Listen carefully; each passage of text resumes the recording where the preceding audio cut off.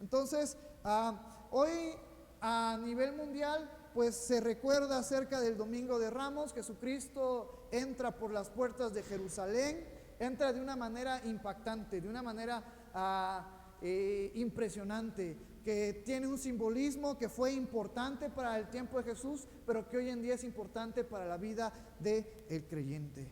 Y esa entrada triunfal de Jesús en Jerusalén fue unos días antes de su crucifixión y a una semana de su resurrección. Por eso es que esta semana pues es importante. Esta semana Jesucristo estaba preparándose, estaba dando consejos, enseñanzas, sus últimas enseñanzas para sus discípulos, esos discípulos que ahora tú y yo somos. Entonces es bien importante. Y hace 500 años, cuando Jesucristo estuvo un domingo en la mañana listo para entrar a Jerusalén, 500 años antes de esa entrada hubo una profecía. Mira lo que nos dice el libro de Zacarías, capítulo 9, versículo 9. 500 años antes, el profeta Zacarías profetizó acerca de esta entrada gloriosa, triunfal de Jesús en Jerusalén. Nos dice: alégrate mucho, hija de Sión, da voces de júbilo, hija de Jerusalén. He aquí tu rey vendrá a ti, justo y salvador, humilde, y cabalgando sobre un asno, sobre un pollino, hijo de asna.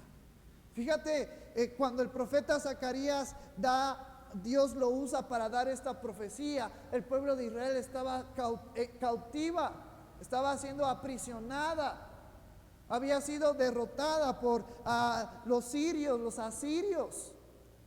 Estaban pasando por momentos difíciles, por momentos duros. Los que están llevando el devocional todos los días, hoy estamos viendo acerca del rey Saúl y de David.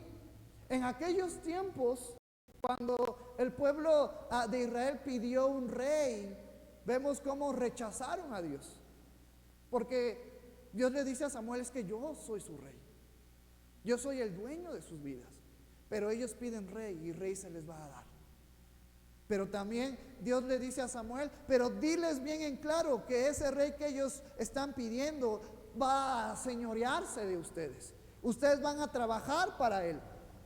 Lo que ustedes junten de cosecha, un porcentaje le van a dar a él. Ustedes les van a dar siervos y siervas para que trabajen para él. Si eso es lo que quieren, está bien. Y entonces empieza la historia de los reyes de Israel.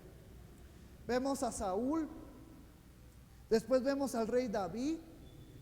Estamos a unos capítulos de que David sea hecho rey. Ya fue ungido unos días atrás, ya lo vimos en los capítulos. Ahora falta que sea hecho rey.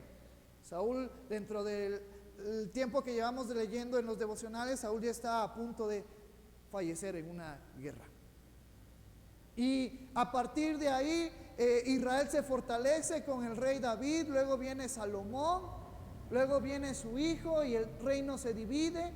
Y lo que quiero decirte es que dentro de la cronología del reino de Israel, el reino de Israel en los tiempos de Saúl, de David, de Salomón, de Jeroboam, de otros buenos reyes que tuvo de parte de la tribu de Judá, era respetado.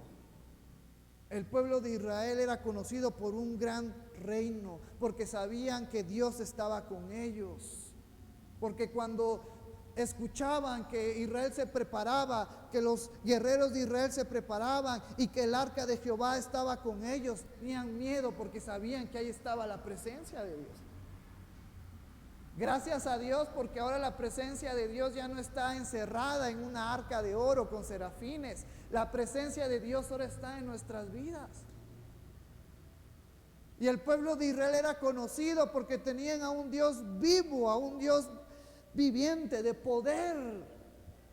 Y se me viene a la mente cuando los filisteos capturan el arca y lo llevan al templo de su dios Baal. Y lo dejan una noche y al siguiente día, ¿dónde aparece su ídolo Baal? Tirado en el suelo. Por 2, 3 días hasta que dicen, este Dios es un Dios vivo y es más fuerte que nuestro Dios. Hay que sacarlo de aquí.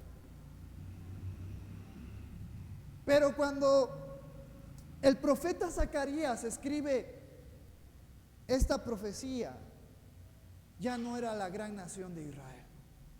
Había sido conquistada por los sirios, había sido conquistada por los asirios, por los babilonios. La grandeza de Israel se vino hacia abajo. ¿Por qué? ¿Nuestro Dios perdió su poder? ¿Nuestro Dios les falló? El pueblo de Israel se alejó de Dios. Y las personas que se alejan de Dios están destinadas al fracaso. Otra gran razón en este día y en todos los días de nuestras vidas para estar agradecidos con Dios, porque ahora Dios está en nuestras vidas, porque por medio de Cristo, por medio del Espíritu Santo, hemos sido reconectados con nuestro Dios. Y si Dios está con nosotros, y si Dios es por nosotros, nuestra vida tiene éxito, y es una vida que conforme a la voluntad de Dios es para bien en nuestras vidas. Pero tenemos que permanecer en sus consejos, tenemos que permanecer en su palabra, y conforme a su voluntad Él nos va a dar lo que tú y yo necesitamos para seguir adelante. A lo mejor en algún tiempo pensamos, es que yo necesito dinero, es que yo necesito recursos. Pero cuando venimos a Cristo y nuestra mente es cambiada, ya es transformada, entendemos que lo único que necesitamos para ser feliz es a Cristo en nuestras vidas.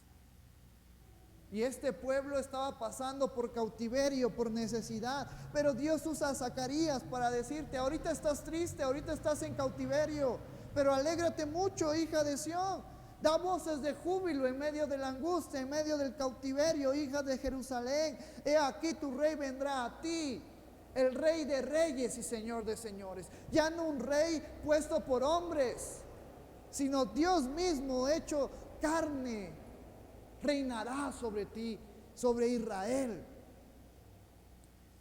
Y Él será justo, y Él será el Salvador, humilde, y cabalgando sobre un asno y sobre un pollino, hijo de asna. Esta profecía fue cumplida cuando Jesús entró por la puerta principal de la ciudad de Jerusalén. Y este es un acontecimiento importante. ¿Sabes por qué? Es uno de los pocos eventos en la vida de Jesús que son descritos en los 4 evangelios. La entrada triunfal de Jesús está escrito en el evangelio de Mateo, de Marcos, de Lucas y de Juan. Uno de los pocos acontecimientos de la vida de Jesús descrito en los 4 evangelios. Por eso es que entendemos que la entrada triunfal de Jesús fue importante o no fue importante. Sí, fue importante. Sigue siendo importante en nuestras vidas. Lo podemos encontrar en Mateo capítulo 21 del versículo 1 al 17. Lo podemos encontrar en Marcos capítulo 11 del versículo 1 al versículo 11. Lo podemos encontrar en Lucas en el capítulo 19 versículo 29 al 40. Lo podemos encontrar en Juan capítulo 12 versículo 12 al 19. Y hoy en esta mañana, todavía un minuto para que ya sea tarde, vamos a estar estudiando Mateo capítulo 21, versículo 1 al 11. Te voy a invitar a que te pongas de pie y vamos a darle lectura a la primer parte de esta enseñanza. Mateo capítulo 21, versículo 1 al 7. Y vamos a darle lectura a todos juntos. Mateo capítulo 21, versículo 1 al 7. Dice la palabra del Señor, todos juntos: cuando se acercaron a Jerusalén y vinieron a Betfagé, al monte de los olivos, Jesús envió 2 discípulos diciéndoles: id a la aldea que está enfrente de vosotros, y luego hallaréis a una asna atada y a un pollino con ella, desatadla y traédmelos. Y si alguno os dijere algo, decid: el Señor lo necesita, y luego lo enviará. Todo esto aconteció para que se cumpliese lo dicho por el profeta cuando dijo: decid a la hija de Sión, he aquí tu rey viene a ti, manso y sentado sobre una asna, sobre un pollino, hijo de animal de carga. Y los discípulos fueron e hicieron como Jesús les mandó, y trajeron el asna y el pollino, y pusieron sobre ellos sus mantos, y él se sentó encima. Pueden tomar su lugar. En estos versículos que hemos leído, vemos que Jesús se acerca a Jerusalén. Van a un pueblo cercano a Jerusalén que está cerca del Monte de los Olivos, y Jesús envía a 2 de sus discípulos a que fueran por el asna y por el pollino. Esto es algo bien interesante porque a lo mejor no lo hemos notado, pero cuando Jesucristo entró en el pollino, la mamá de ese pollino también iba con él. Los historiadores dicen, y aquellos que conocen acerca de los animales, es que un asno pequeño que representa un pollino que no ha sido montado, no ha sido todavía de cierta manera amansado, dicen que un pollino no se separa de su mamá. Y de alguna manera impresionante, que a lo mejor nunca lo hemos puesto a pensar, pero Jesús, siendo tan perfecto, nos enseña esa parte. Aunque eran animales, Jesucristo dijo: tráigame a los 2. Porque Jesucristo sabía, entendía que el pollino, al desprenderse de su mamá, iba a ser algo difícil para él, algo duro para él. Y a lo mejor van a decir: Misael, tú estás un poco loco. Pero con esa simple expresión que encontramos en este versículo, cómo Jesucristo tuvo compasión de esta mamá asna al traerlo junto con su pollino para que no hubiera esa pérdida de conexión, a mí me enseña a cuidar la naturaleza, a cuidar a los animales, cuidar lo que Dios nos ha dado. Yo creo que parte de nuestro mal hábito y de nuestra mala naturaleza caída que tenemos es destruir todo. Tenemos que ser conscientes de la creación de Dios.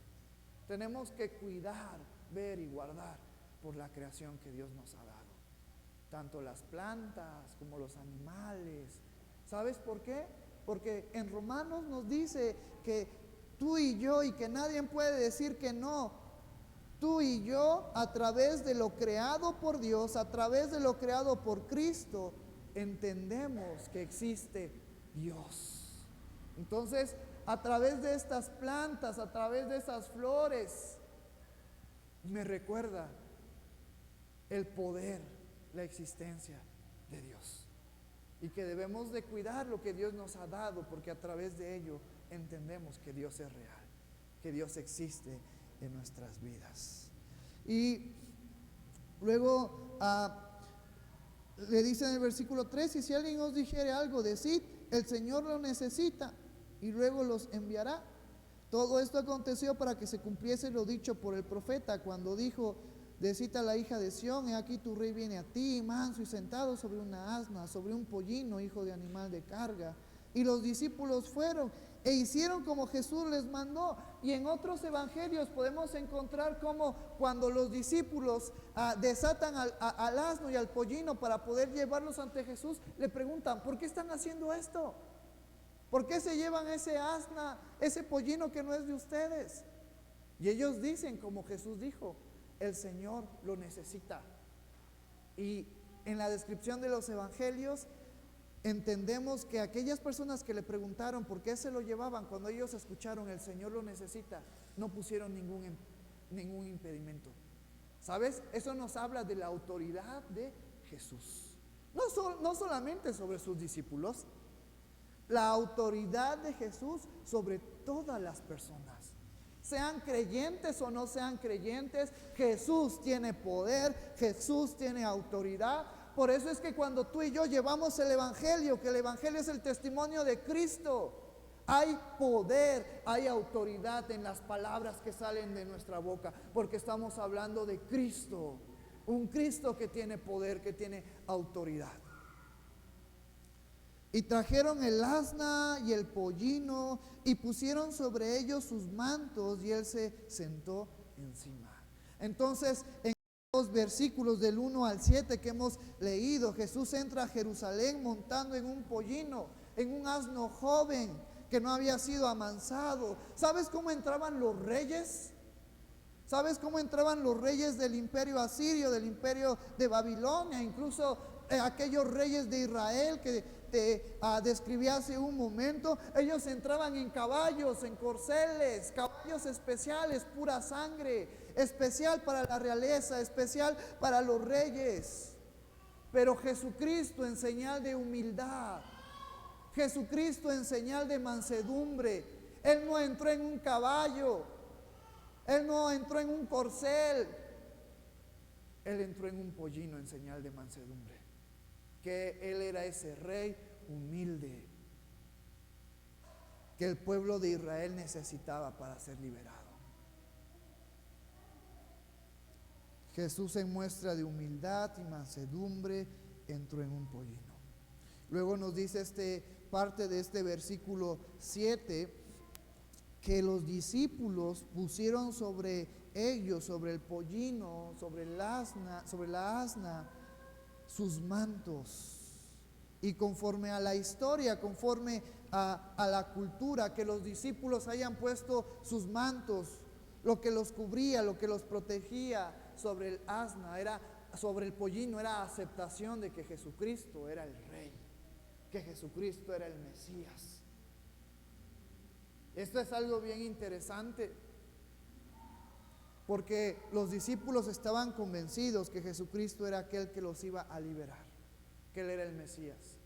Jesucristo en alguno de sus evangelios, en alguno del evangelio de Juan, Él nos dice que pongamos nuestras cargas en Él, porque Él tiene cuidado de nosotros, porque ligera es su yugo. Y los discípulos, al desprenderse de su manto, están diciendo: nosotros creemos, confiamos en ti. Y cuando nosotros llevamos nuestras cargas a Cristo, estamos reconociendo que nosotros creemos, confiamos en Él. Ahora que mi papá está siendo operado, yo tengo la paz de Jesús. Yo sé que todo va a salir bien. Y quiero ser bien sincero con ustedes. La cirugía de mi papá es un poquito más compleja porque él tiene problemas del corazón. Entonces es más delicada el tipo de anestesia y la forma en la que se va a trabajar. Pero yo tengo paz. A mí me gustaría que él siguiera con nosotros, pero no se va a hacer lo que yo quiero, sino la voluntad de Dios. Si Dios nos lo permite otros años más aquí, gloria a Dios. Si Dios se lo lleva, gloria a Dios. Yo sé los dos caminos que puede suceder. Yo lo tengo bien claro, mi familia lo tiene bien claro. Pero nosotros descansamos en la paz de Jesús. Sabemos que lo que suceda, lo que vaya a suceder, va a ser para la gloria, la honra de Dios. Y nosotros nos gozamos en la voluntad que Dios tiene para la vida de mi papá y para la vida de cada uno de nosotros. Y ahí está, esa carga la estamos dejando en Cristo. Y Él va a tener cuidado de nosotros. Él nos va a traer descanso a nuestras vidas. Entonces, eso era lo que simbolizaba, que los discípulos pusieran sobre este pollino y sobre esta asna sus mantos. Y luego nos dice que Jesús se sentó encima del pollino. Y la entrada de Jesús a Jerusalén era una declaración pública de que Él era el Mesías, de que Él era el Rey que estaban esperando. Capítulos atrás, cuando Jesucristo hacía un milagro en alguna persona, Jesucristo muchas veces decía: no le digas a nadie, que no sepan que fui yo el que te sanó. Porque Jesucristo todavía no era el momento de revelarse que Él era el Mesías. Incluso los fariseos antes le habían preguntado. Jesucristo ya les había dicho que Él había sido enviado por Dios, que Él era más que Moisés, que Él era más que la ley, pero de una manera abierta. No lo había hecho todavía hasta este domingo de Ramos. Cuando Jesucristo entra por la entrada de Jerusalén, por la entrada principal, con un pollino, y que los discípulos habían puesto sobre ese pollino sus mantos, y que después vamos a ver más adelante cómo la gente ponía también sus mantos sobre la calle donde iba a pasar el pollino y cortaba ramas de árboles. Jesucristo estaba declarando abierta y públicamente que Él era el Mesías, que Él era el Rey, que el pueblo de Israel estaba esperando. Y para mí que hoy haya bautizos es algo bien especial, porque recordamos cómo Jesucristo abiertamente está diciendo: yo soy el Rey que necesitan. Ahora nosotros como discípulos, de una manera abierta al público, se va a transmitir el bautismo, porque el bautismo también simboliza que estamos declarándonos a todo el mundo que hemos tomado la decisión de seguir a Jesús. Entonces, felicito a las hermanas que se van a bautizar hoy, porque hoy es una fecha especial.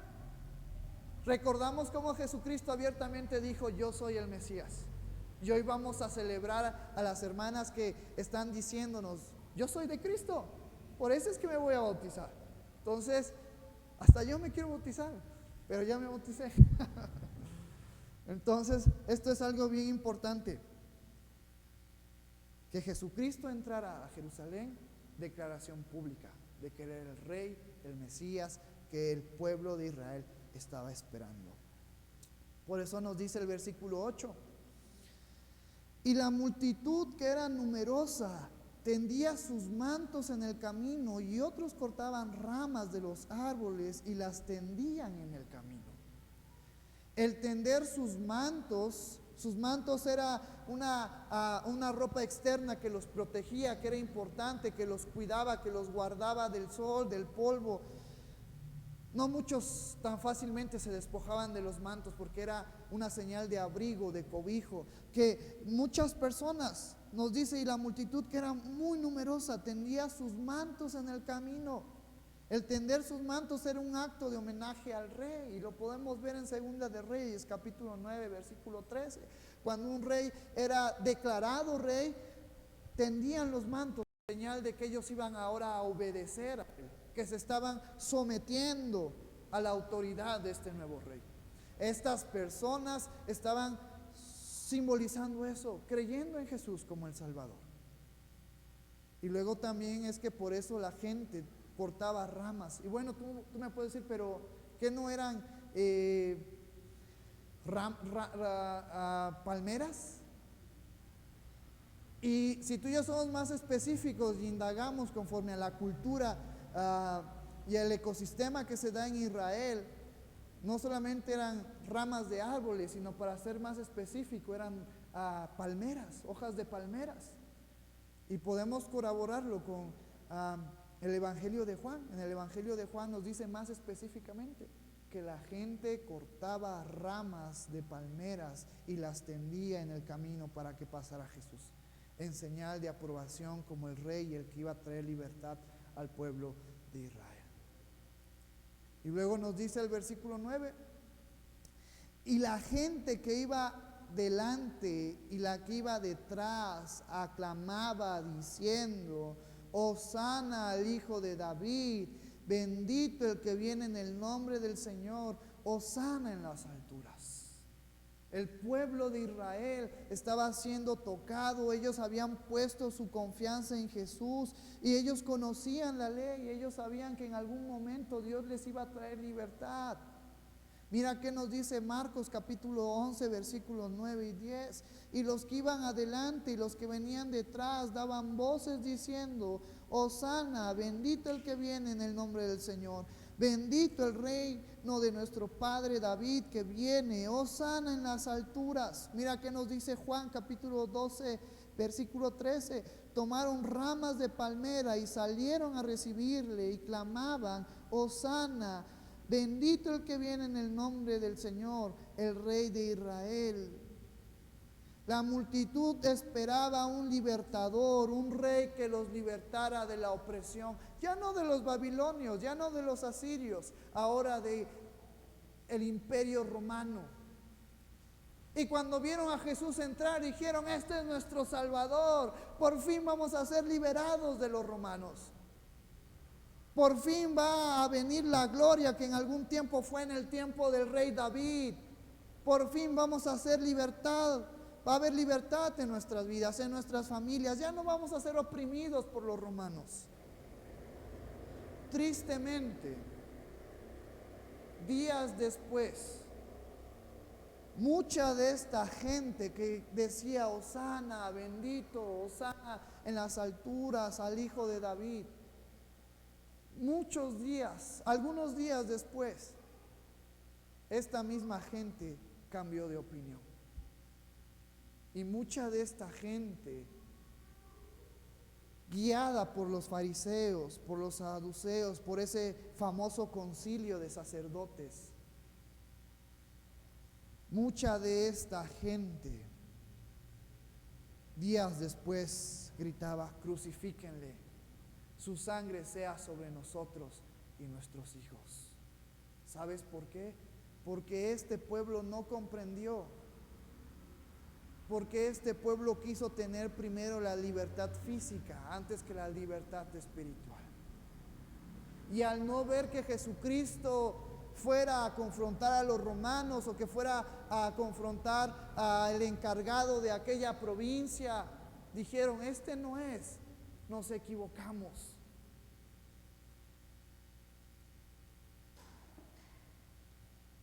Pero si tú pusiste atención, leí el Evangelio de Mateo, de Marcos y de Juan. Faltó el de Lucas. Y mira qué nos dice Lucas capítulo 19, versículo 38. Cuando llegaban ya cerca de la bajada del monte de los olivos, toda la multitud ¿de qué? ¿De desconocidos? Toda la multitud de los discípulos, gozándose, comenzó a alabar a Dios a grandes voces por todas las maravillas que habían visto, diciendo: bendito el Rey que viene en el nombre del Señor, paz en el cielo y gloria en las alturas. Mientras una multitud pensaba que Jesús les iba a traer una libertad física y que iban a ser liberados del imperio romano, aquellos que no eran sus discípulos pensaban eso de Jesús. Pero sus discípulos tenían clara la idea de que Jesús era el libertador y estaban gozosos y estaban contentos. Porque ellos habían sido instruidos, habían sido enseñados.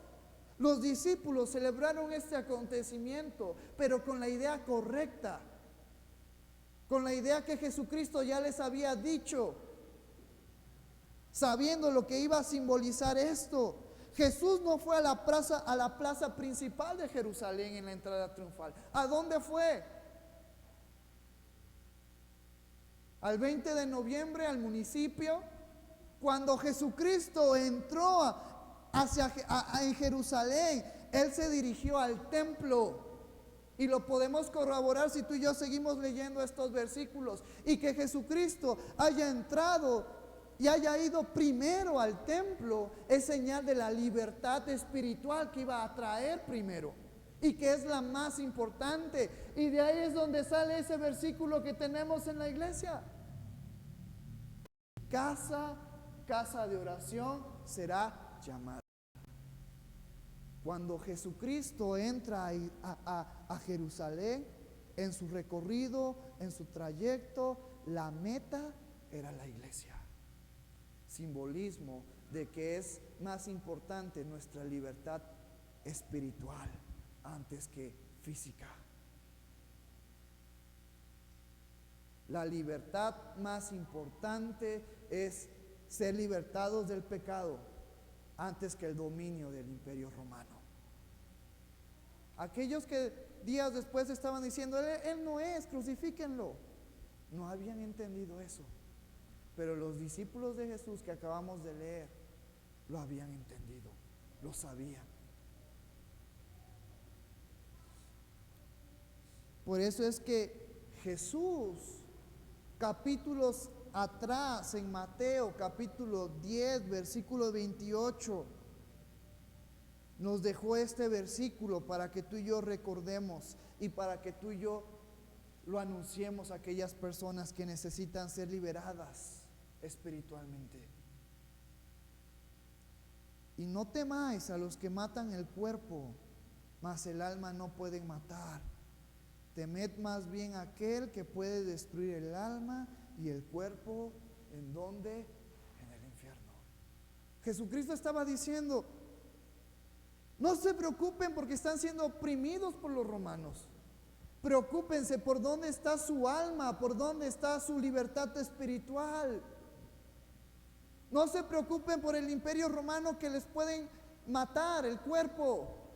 Preocúpense por aquel que después de la muerte puede agarrar el alma y enviarla al infierno, al lago de fuego.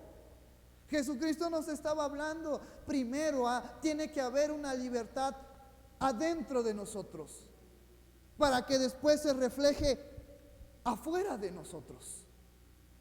Entonces yo le doy gracias a Dios porque Jesucristo entró triunfante en Jerusalén, pero aún mejor, Jesucristo entró triunfante en nuestras vidas. Y esa libertad espiritual se ha dado en nuestras vidas. ¿Qué es lo que hemos estado hablando en el libro de Romanos? La libertad del pecado, la libertad somos libres de Satanás. Es gracias a la entrada triunfal de Jesús. ¿En dónde?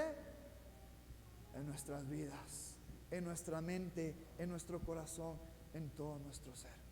Y ahora tú y yo tenemos paz para con Dios, porque hemos sido reconciliados por medio de nuestro Señor Jesucristo. Esto es algo bien importante, por eso es que como creyentes no está mal que tú y yo recordemos aquel acto que Jesús hizo entrando a Jerusalén, porque tuvo historia, pero sigue haciendo efecto en la vida de los creyentes. Y cuando un nuevo creyente se convierte, Jesús entra triunfante en su vida, cambiando su vida, dándole libertad espiritual, liberando su mente, liberando su corazón de todo pecado, de toda adicción. Pero solamente es cuando Jesucristo entra en nuestras vidas. ¿Y cuántos de nosotros estamos esperando a Jesús? Y termina este versículo 10, cuando entró él a Jerusalén, toda la ciudad se conmovió diciendo, ¿quién es este? Y la gente decía, este es Jesús el profeta de Nazaret de Galilea. Ahora tú y yo entendemos que este es Jesús nuestro Salvador. Jesús el que tiene el control, el poder, el dominio de nuestras vidas. Y ahora parte de nuestra fe como creyentes es que tú y yo esperamos el regreso de Jesús. Y cuando Jesucristo venga en las alturas, ya no va a venir en un pollino. Ya no va a venir de una manera humilde diciendo, crean en mí, yo los puedo liberar. Cuando Jesucristo venga por segunda vez, va a traer juicio. Y los que pertenecemos a Él, vamos a estar con Él. Pero los que no pertenecen a Él, van a ser arrojados al lago de fuego. Mira lo que nos dice Apocalipsis, y con este versículo terminamos. Apocalipsis capítulo 19, versículo 11 al 13. Entonces vi el cielo abierto, y he aquí un caballo blanco, y el que lo montaba se llamaba Fiel y Verdadero, y con justicia juzga y pelea. Sus ojos eran como llama de fuego, y había en su cabeza muchas diademas, y tenía un nombre escrito que ninguno conocía sino él mismo. Estaba vestido de una ropa teñida en sangre, y su nombre es el Verbo de Dios. Cuando Jesucristo venga por segunda vez, va a traer la libertad física que el pueblo de Israel quería ver. Porque antes de la libertad física, primero es la libertad espiritual. Y cuando Jesucristo venga en las nubes, ahora sí tú y yo vamos a gobernar con Él. Esa es nuestra esperanza, esa es nuestra fe. Tenemos que perseverar en el conocimiento de Dios. Tenemos que aguantar. La vida es dura, la vida es difícil. Muchos problemas, muchas necesidades, muchas tristezas. Pero esto solamente es pasajero. Pero cuando Jesucristo venga por nosotros, la alegría, el gozo, la justicia, la verdad, será por toda la eternidad. Ese es nuestro Señor Jesucristo. Por eso la importancia de recordar este evento, y este evento nos lleva al evento futuro glorioso de la venida de Jesús. y que ahora tú y yo estaremos reinando por toda la eternidad. Por eso las hermanas que van a ayudarnos con el pan, con el jugo de uva, pueden ya pasar a repartirlo. Te voy a invitar a que nos pongamos ya de pie. Y por eso es que vamos a tomar comunión en esta hermosa tarde. Los adolescentes también, llámamelos. Porque estamos recordando a Jesucristo, el sacrificio que Él hizo por nosotros, la entrada triunfal que Él hizo en nuestras vidas. Su sangre fue derramada, su cuerpo fue lacerado por traernos esa libertad. Y Jesucristo dijo que lo hagamos, que recordemos ese acto en memoria de Él. Que tú y yo recordemos, que tú y yo perseveremos, que tú y yo recordemos que Cristo es el Señor de nuestras vidas, que Él tiene el control de todo y que tú y yo descansamos en Él. Que Jesús es nuestro Salvador, que Jesús lo es todo en nuestras vidas. Y mientras pasan el jugo de uva que representa la sangre de Jesús que fue derramada, mientras pasan el pan que representa el cuerpo de Cristo, quiero que tomes un momento personal y le digas: Señor, prepara mi vida, prepara mi corazón, prepara mi mente y mi ser para que yo tome con honra, valorando el sacrificio que Jesucristo hizo por nosotros. Que cuando yo coma este pan que representa el cuerpo de Jesús, yo lo haga con respeto, lo haga valorando ese sacrificio que Jesucristo hizo. Que cuando yo tome ese jugo de uva que representa la sangre que fue derramada por mi libertad, yo tome con una conciencia limpia, sin temor, sin miedo, con respeto, honrando ese sacrificio que Jesucristo hizo por nosotros. Prepara nuestra vida y nuestra mente, prepara este tiempo. El jugo de uva y los panes ya han sido consagrados para ti, Señor. Pero ahora te pido que una vez más, en tu misericordia, tú prepares nuestra mente, nuestro ser, para tomar esta comunión, esta santa cena con respeto, honrando y valorando el sacrificio que Jesús hizo por nuestras vidas. Amén. Pueden repartir los panes.